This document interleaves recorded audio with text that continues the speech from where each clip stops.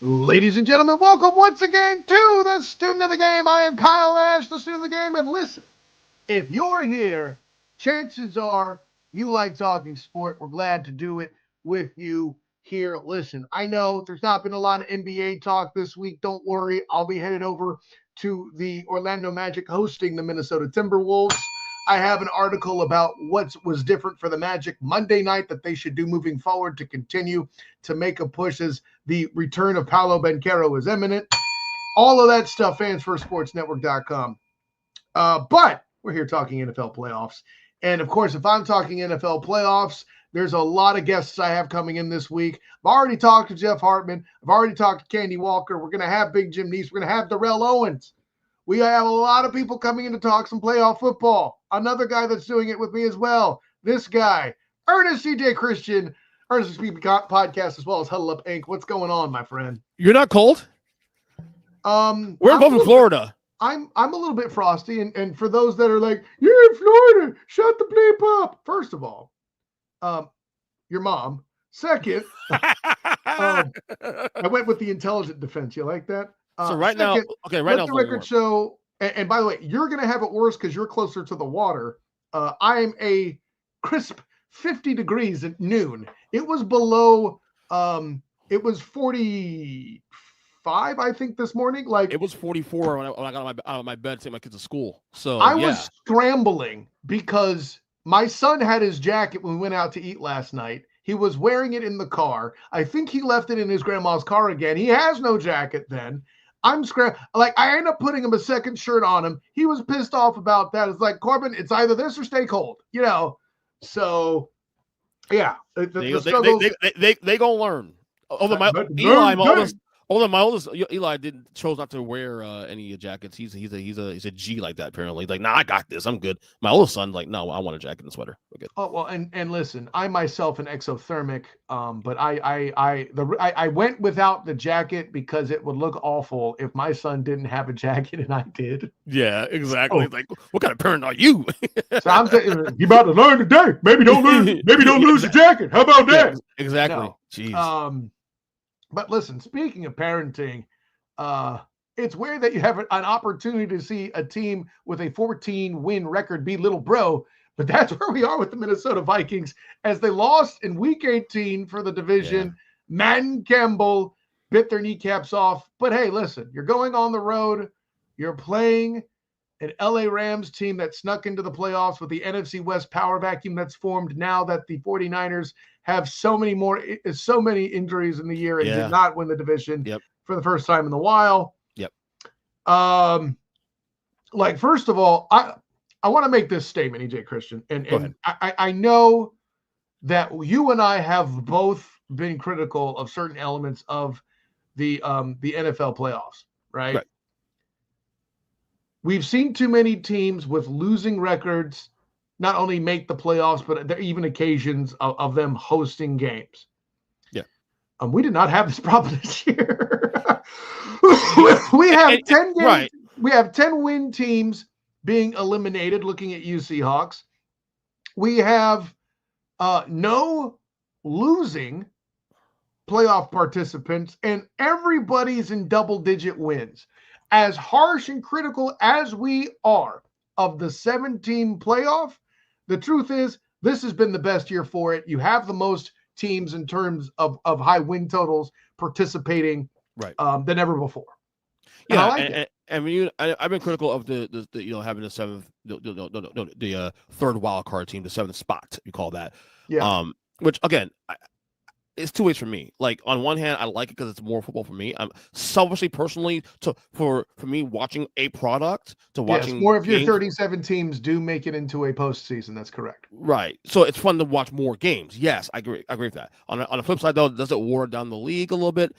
There's an argument for that, absolutely. But I will say this year, in terms of the win totals, and for the record, I'm not one of those guys that rail on, well, if you win a division with an 8-9 record, you should host a playoff game. I'm sorry, I'm against that. I think divisions should have some sort of credence, some sort of like accomplishment, because at the end of the day, the accomplishment is making the playoffs. You should not get to host a game with a losing record. That's all I say. And you and I look, I'm not strong either way on the defense. I'm okay with what it is, because a lot of times that happens. It's not very often it happens. It's one of those. It's an off year it happens. It's happened twice, and since they've done. Yeah, it happened in Tampa Uh, last year. No, not yeah. last year. Even before that. But Brady, in fact, as quarterback, which they lost to Dallas in the first round, and it happened, I think, also somewhere else, another division. So it happens, but it's not as common to make it worth changing the scope of it all. You know what I'm saying? And if you're gonna do that, then just do a division altogether. No. All you do is if you don't have a winning record, you don't get to host the game. That's the only change. Anyways, but the punchline is, without bringing up that debate, I don't think it's debatable that these are the best playoffs we've seen in the 17. When you look at the records, you look at everything's played out for the most part, are the best 14 teams in the playoffs. You could argue that Cincinnati's probably still better than probably Denver, or they certainly beat them 2 weeks ago. And maybe I don't know. This isn't college football. That's not. But again, it's not college football. It's how it works. At the end of the day, in terms of the records, it's worked out the way it should. Everybody's 10 plus wins, and we're probably going to end up getting 18 games some point down the road. And I don't see too many straw man teams like back when the Giants in 22 beat the Vikings. I don't see straw man teams. No, every really team in the has playoffs either. Right. Every team. Look, I've been critical of the Houston Texans all year long, but the fact of the matter is, though, they won their games. They won 10 games, and yes, is it an easy division? Yes, you can argue that the NFC. I wouldn't call them a straw man, though. No, but that's what I'm saying.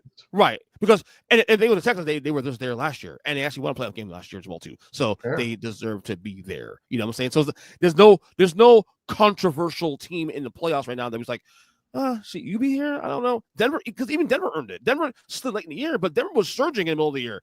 And in your defense, I'll even say that if you were to power rank the playoff teams, a lot of people, not everybody, a lot of people would have Texans at the bottom. Well, I did. I ranked them on Huddle podcast for the record. Nice plug there. I like that. And they were number 14 on my list. Did anybody else submit a list that also had the Texans? I think almost everyone had the Texans as 14. I'm not mistaken. Who was the dummy? I don't remember. I can't remember who exactly it was. That's a great question, man. Well, then listen to Huddle podcast and figure it out. There you go. That's right. There you go. There you go. So, there you go. That all being said, let's get into this particular matchup with the Rams and the Vikings. Yeah.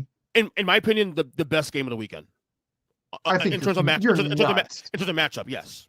You're nuts. I to me, this game and the Commanders Bucks games are the two games that stand out to me the most. I will, and I think Eagles Packers will enter the chat, and you're severely underestimating the best rivalry in football being a playoff game, especially as Zay Flowers. It is weird, but I will say to your credit, like I've been covering, on the podcast, of course, this week about how I think I'm the only guy in America picking the Steelers on the points here.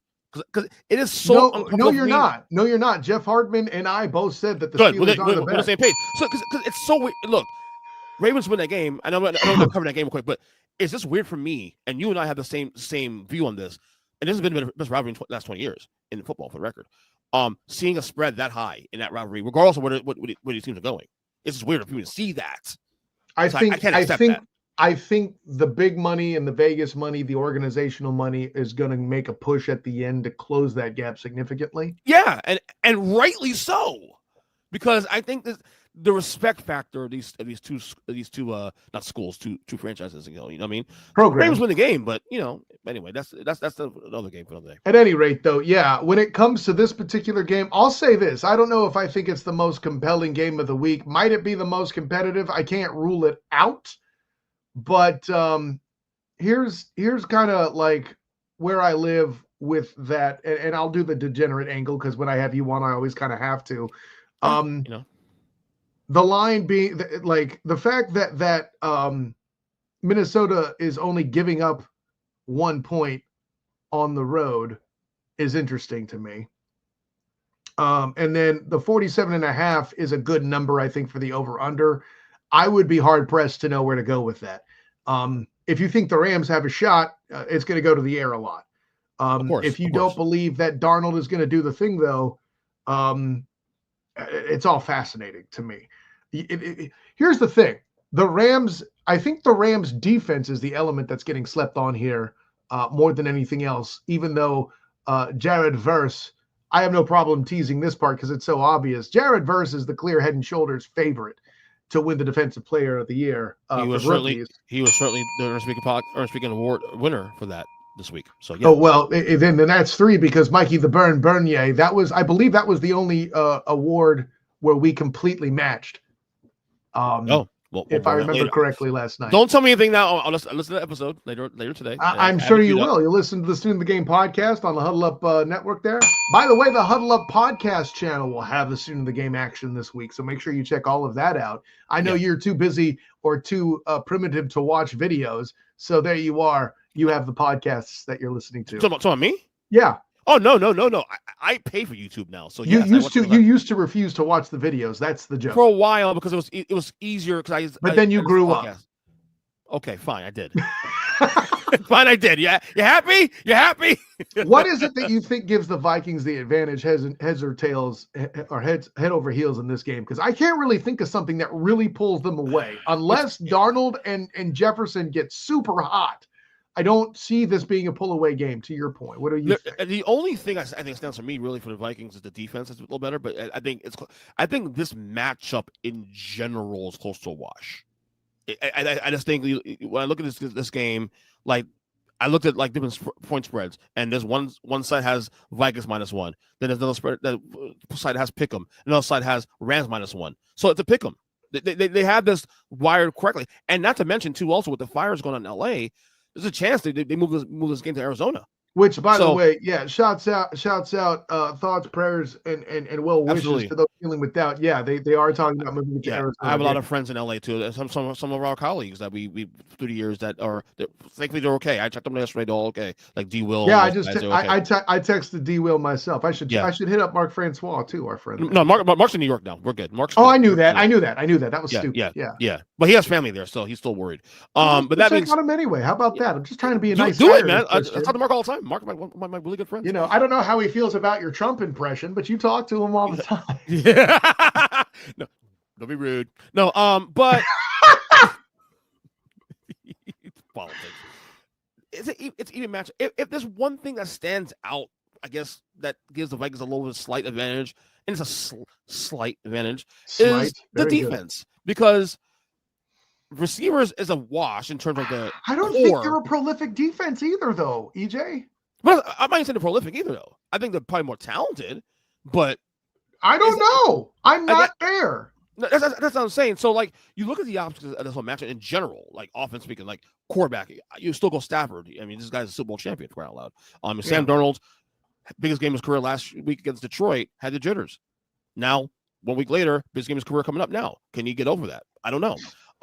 So this is even a match he's going to find, really, on the docket of the 6 games here. And it's fun. It sucks with Minnesota because 14-3, and all you got rewarded for is a 5 seed and a road trip to LA. You know, so here's where I struggle with the Vikings, and I'll break it down this way, because when I look at their schedule and kind of reacquaint myself with their 18-week body of work, they got swept by the Lions.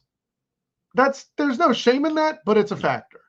By the way, they lost to the Rams earlier in the year. I forgot they played in LA. They did. Thursday Night Football. Yeah, which again, when you mentioned Thursday Night Football, that's a factor. But their wins to open the season, their first 5 wins, which they did go off on a 5-0 tear, but the Giants, the Niners at less than full strength, the Texans, who had literally their worst game of the year, and you know, this beating the Texans in dominant form was what showed me, A, that the Texans weren't a tier 1 and may not even be a low tier 2, but that the Vikings could compete for a mid tier 2, tier 1 team, right? That is correct. 100%. But from that, then they beat the Packers. Okay, but that was, you know, with Music City Malik Willis at quarterback, and then the Jets. No. Love played that game. Did he? Was he back by then? Yeah. That was the first game back, actually. That was his first game back. That's what it is. It was his first game back. He was not sharp yet.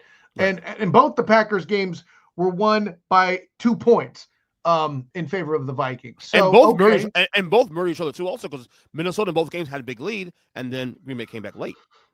Right. So there's no super impressive win that jumps out for the Vikings. Where have we heard this before? That being said, the 13-win team that lost to Brian Daboll, well, basically Saquon Barkley, let's be real, the actual 2022 MVP. They look more impressive than that team, but there's nothing here that makes me say, wow. And again, I get it. You're a 14-win team that's not hosting a game. And maybe perhaps that's where you belong because the games that were biggest you fell in. And a 14-win team that most of us had winning no more than probably 5 games this year. But that's the thing. I think that says more about the cast on offense being a complete offense and the defense being good enough, to your point, that and credit to Kevin O'Connell, of course, coaching. Obviously, he's one of the many Coach of the Year candidates this year, buddy. It's That'd be top two. Him and Dan Campbell. I'm not there with you on that, but I'm not mad that you put them top 2. This is not you making a bad pick or a bad take, as you've been known to do on occasion. Brian Daboll was still Coach of the Year 2 years ago. Get over it. And you're still wrong. Get over it. Hey, the public agrees with me, so it is what it is. I won that battle. Yeah, right. And the public gave Joe Flacco the dang comeback player of the year of a guy that literally died on the field. Stop talking. We can't all get right. Hey, the clock is wrong most of the day, right? I guess, right? Yes, when I got it right, when I got it right, they were right. Okay, there you go. Calm down. Look at your face. I don't even need to say anything. Like, you just start talking and you sound dumb. That's a you problem. You big mad. Wait, no, you big mad. Do I sound big mad? I'm laughing. No, not really. Not really. Pure comedy. You listen, you know what big mad is, and that's when people try to make bad arguments against the SEC. That's true. That's true. I mean, we have more on that later. Well, no, not really. I mean, later next year, I guess. I don't know. Yeah, that may happen. We'll see what happens. You know, because we know that the ACC nor the Irish are going to get a tough schedule anytime between then and now. Anyways, but I'm looking in the Rams Vikings game that they already played, and what jumps off the map to me is Matthew Stafford is the quarterback with the turnover, but still wins the game by 10 points because he threw 4 touchdowns. So like, it doesn't look great for the Vikings that way. But I'm with you. I think it's a matchup issue. I think we have trouble against teams that have a solid quarterback and 2 great receiver options. We're good. You're playing the Rams. Damn it. You know what's crazy, especially if they lose this weekend too, that they'll probably go 14-4, and they're only 2 losses against these 2 teams, the Lions and the Rams. That's not crazy. But again, and then it's the same thing with the Lions. Now, granted, the first game, the Vikings just could not take advantage of Lions' mistakes the first game. And here's what it is. What's another team that has weapons all over the field on offense? It's the flipping Lions. Mm-hmm. Right? Those are the only 2 teams, really, I feel like, on their schedule. And correct me if you think I'm wrong at the SOTG, right? That they played, I feel like, that has that same caliber of weapon. And that same caliber of weapon, by the way, is why both teams are playoff teams. I'm not dissing it. Correct. So the Vikings got in on the strength of not having a lot of weaknesses and only playing 2 teams that exposed it. Because I would say their defensive secondary is their weakness. And this is why all year long was on my show. Probably, I'm sure you had the same feeling on this show. We had the same feeling on Huddle Podcast being that we with the Vikings it was hard to cover because, like, yes, we were impressed with what they were doing this year, but at the same time, we also had that whole feeling like, yeah, but the other shoes are going to drop at some point. And when they went 5-0, they went 5-2. You're like, okay, that's the shoe, right? Then they win 8, 9 straight games, 10 straight games in a row. Like, after that, 9 straight. It was 9 straight games, right? And then like, oh, so maybe they are for real. And then we said, okay, you know what? Let's wait till this next 3-game stretch against Lions, Seahawks, and Packers.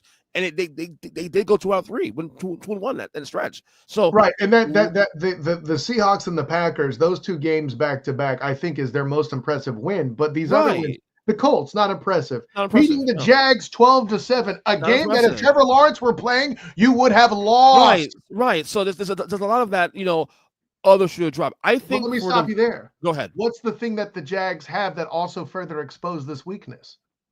They have Brian Thomas Jr.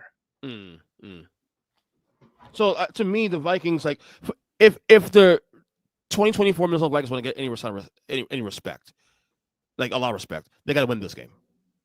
If they win this game, look, we're not saying that they want to be more than just a nice little team that had nice 14 Cinderella wins. story, right? Exactly. Yeah.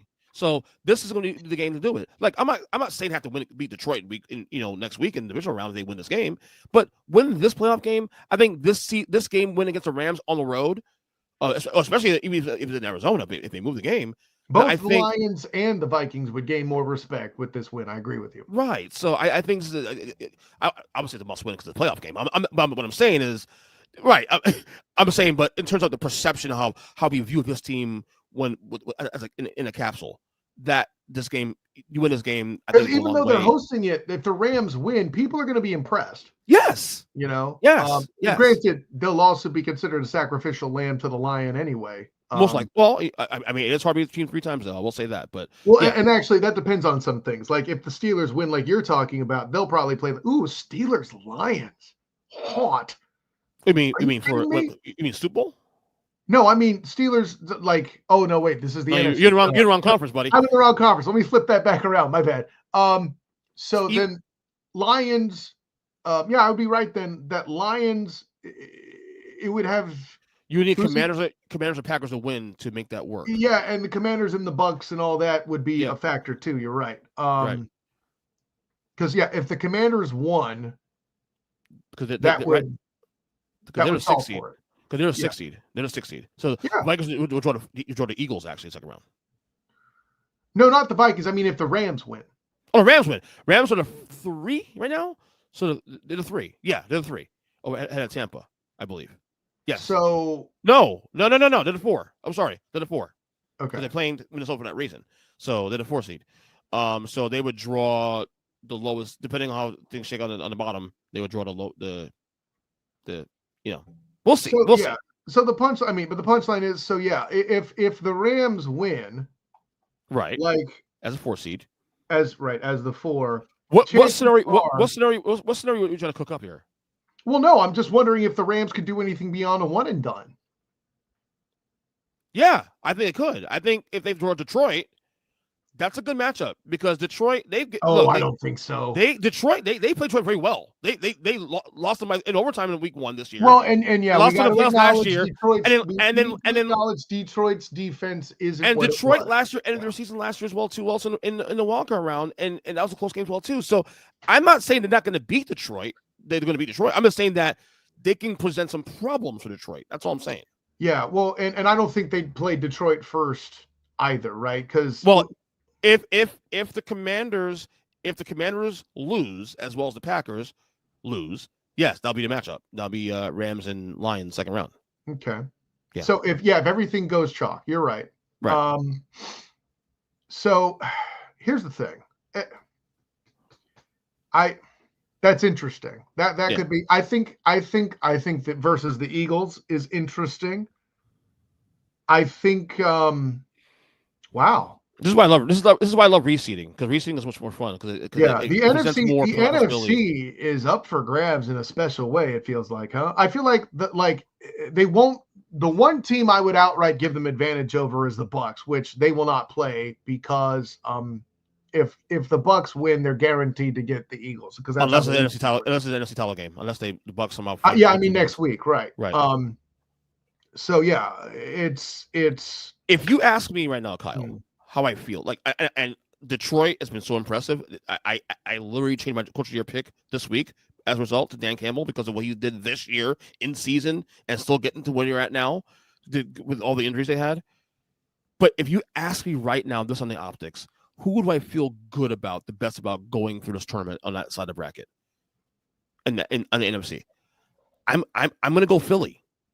I hate to say it because I hate the Eagles, obviously. You trust Philly more than I trust. You trust Philly less than the Bucks? No, more than the Bucks. I trust Philly more than anybody else in the NFC right now. only because of the health.